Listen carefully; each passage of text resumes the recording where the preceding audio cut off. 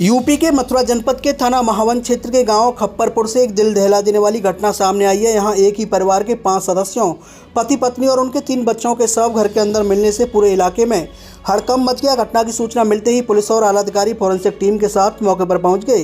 मृतक मनीष पेशे से किसान थे, जो कि अपने परिवार के साथ रहते थे। उनके घर के बगल में ही उनके 2 अन्य भाई भी रहते हैं।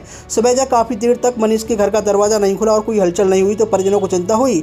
मनीष के भतीजे के अनुसार दरवाजा अंदर से बंद होने के कारण तोड़ना पड़ा। अंदर जाने पर मनीष 35 वर्ष, उनकी पत्नी 32 वर्ष, 5 वर्षीय बेटी हनी, 4 वर्षीय प्रियांशी और 2 वर्षीय बेटे पंकज के सब पड़े मिले। पुलिस की शुरुआती जांच में घर की रसोई की दीवार पर एक संदेश लिखा मिला, जिसमें लिखा है, हम स्वयं आत्महत्या कर रहे हैं। इसके अलावा मौके से एक कॉपी पर सुसाइड नोट लिखा मिला है। मृतक का मोबाइल फोन भी बरामद हुआ है। फोन में एक वीडियो मिला है जिसमें मृतक ने आत्महत्या की बात कही है। सबों के पास से दूध के गिलास मिले हैं, जिससे यह आशंका जताई जा रही है कि परिवार ने दूध में जहर मिलाकर एक साथ जान दी है। हालांकि पुलिस का कहना है कि मौत के सटीक कारणों का पता पोस्टमार्टम रिपोर्ट आने के बाद पता चल सकेगा। छप्परपुर गांव की जो सूचना प्राप्त हुई, यहाँ एक ही परिवार के 5 व्यक्तियों द्वारा सामूहिक आत्महत्या की गई।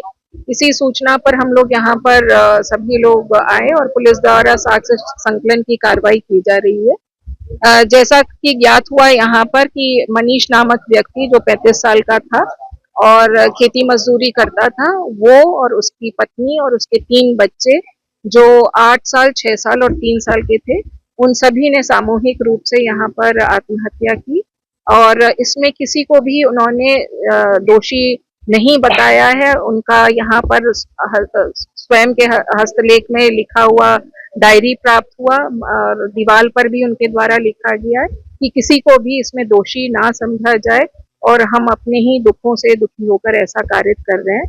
तो प्रथम दृष्टया ये एक आत्महत्या सुसाइड का प्रकरण, पारिवारिक सुसाइड का प्रकरण प्रतीत होता है। आगे की विवेचनात्मक कार्रवाई हमको और स्पष्ट करेगी और इसी दिशा में पुलिस काम कर रही है। जो भी साक्ष्य मिल रहे हैं उनका पहले समीक्षा होगी और फिर उस पे किसी निष्कर्ष पे पहुंचेंगे।